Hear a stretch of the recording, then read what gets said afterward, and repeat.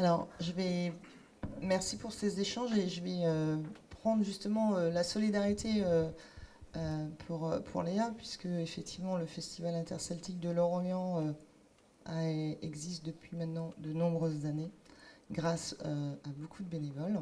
Surtout, il se maintient et il permet d'être encore là, présent par des gens qui sont engagés pour leur cité, pour aussi du coup avoir un festival qui fait la promotion de non pas que l'Orient, mais surtout aussi de la Bretagne. Et pas que de la Bretagne, c'est celtique, ça rassemble beaucoup de monde. Oui, moi je vais vous parler plutôt du milieu associatif, où effectivement, comme tu le disais, le Festival interceltique de Lorient a été créé par des bénévoles à la base. Il a fallu attendre 10 ans avant qu'il y ait un premier salarié qui soit inscrit dans la structure, donc c'est pour vous dire un peu le temps que ça a pris. Fondamentalement, ce sont des bénévoles qui ont créé le festival et qui restent et qui constituent l'âme du festival. On en a 1500 cette année, enfin en tout cas l'année dernière ils étaient 1500, auxquels vous pouvez rajouter à peu près 500 personnes qui rajoutent en plus en termes de délégation justement étrangère du monde celtique, et également des bagadous, des pipandes, des trophées, ce genre de choses. Donc on a atteint à peu près 2000 bénévoles, équipes artistiques et bénévoles plus techniques on va dire sur une édition. Alors, ces 1500 bénévoles ont tous des travails bien différents. Il y en a qui vont intervenir beaucoup en amont avec le CA, justement, qui sont là à l'année, qui accompagnent l'équipe permanente du festival. Et on va en retrouver plus ponctuellement sur des besoins spécifiques.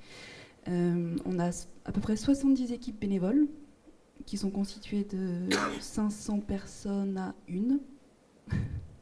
On a des grands écarts. Donc on a à peu près, enfin, on a 70 responsables bénévoles, donc on a un responsable bénévole et son équipe, c'est lui-même, ce qui est très pratique à gérer. Et donc le plus gros service, ça va être le service contrôle. Donc c'est toutes les personnes qui vont vous permettre d'accéder aux salles, qui vont surveiller les accès, surtout par les temps qui courent, on en a de plus en plus besoin. Et donc ce service bénévole de contrôle est un état dans l'état, parce que c'est impossible de gérer 500 personnes comme ça, juste avec une ou deux personnes dans l'organisation. Donc le service contrôle est encore à part, c'est eux qui s'autogèrent, c'est eux ils ont leur propre fonctionnement, ce qui a pu poser parfois des petits problèmes de compréhension entre l'équipe et le reste des bénévoles. Donc voilà, on a nos 1500 bénévoles, et moi j'ai été frappée vraiment quand je suis arrivée de voir à quel point ils étaient l'âme du festival. J'ai vu passer beaucoup de monde à mon bureau pour les inscriptions, comme on fait chaque année, et j'ai été étonnée de voir à quel point, déjà c'est des personnes d'un certain âge pour la plupart, qui sont là depuis très longtemps. On a des bénévoles qui sont là depuis 20 ans, 15 ans, d'édition après édition qui reviennent. Et ils arrivent, ils ont le t-shirt du festival de l'année 1997, ils ont tous les badges de chaque année de soutien d'édition. Ils pourraient vous raconter pendant des heures toutes les anecdotes nombreuses qu'il y a pu y avoir selon les différents services.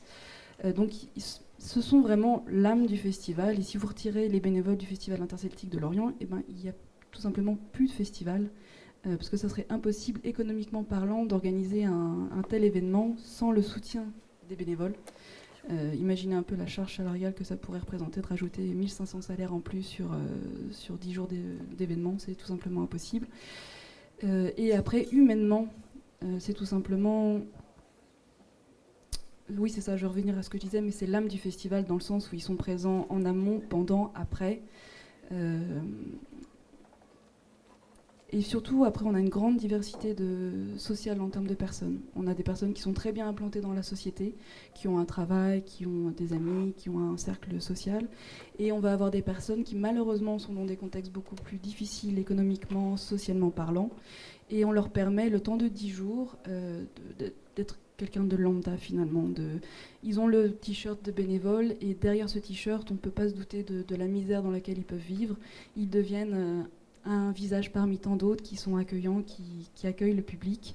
Et ils retrouvent leur place dans la société par le biais du festival pendant 10 jours. Et parfois, pour certains, il n'y a que ces 10 jours dans l'année qui leur permet vraiment d'exister dans la société. Et on ne se rend pas forcément compte à quel point ils peuvent être dans une détresse sociale terrible pour certains. Donc on a vraiment des grands écarts humainement parlant sur le festival, sur les différentes équipes. Donc c'est vraiment très intéressant de voir un peu comment ça peut se mixer socialement tout ce petit monde, parce qu'on a vraiment plein de catégories sociales. Et puis après, surtout, on a les différences d'âge. Donc, comme je disais, on a pas mal de vieux bénévoles, et qui sont vraiment la mémoire historique, hein, parce qu'ils pourraient vous en parler pendant des heures. Et puis on a les petits nouveaux qui viennent participer à cette grande aventure qu'est le Festival interceltique de Lorient. D'ailleurs, les inscriptions sont toujours ouvertes. Donc si vous êtes intéressés, nous recherchons toujours des bénévoles sur de nombreux postes. Voilà, j'en profite pour faire passer le message. Mais avec plaisir pour le passer le message. La tranche d'âge, ça va le plus jeune? Alors on accepte les mineurs à partir de 16 ans. D'accord. Et jusqu'à quel âge? On monte sur du 80, je pense. Vous montez sur du 80. Ouais. D'accord. On monte sur du 80 et on ouvre à 16. Donc voilà. Ouais, on a Merci, vraiment des Léa. très vieux bénévoles. Merci. Bon, après, je vous rassure, ils sont pas tous. Enfin, les personnes âgées ne sont pas en train de. On a beaucoup parlé d'appartenance en fait dans nos Énormément. échanges. Ouais. C'était vraiment le côté fort de effectivement le polo, le badge.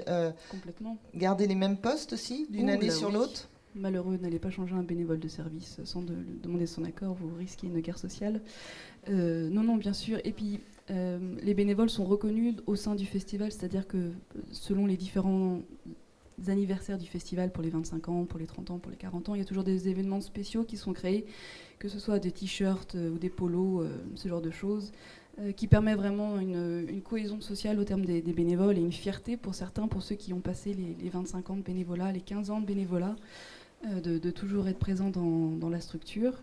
Et puis après, il n'y a pas que les bénévoles, on sent aussi la fierté lorientaise d'avoir le festival interceltique. Donc il faut dire qu'il y a 35% de nos bénévoles qui sont lorientais, 60% qui sont morbionnais, mais je pense que ça comprend pas mal de gens qui sont proches de Lorient, pas considérés Lorientais même, enfin bon, ça se rapproche énormément. Et donc entre la fierté bretonne déjà qui est quand même bien présente sur le territoire, la fierté lorientaise, plus la fierté du festival, voilà, c'est ça qui fait, je pense, l'âme de cet événement. Une vraie appartenance.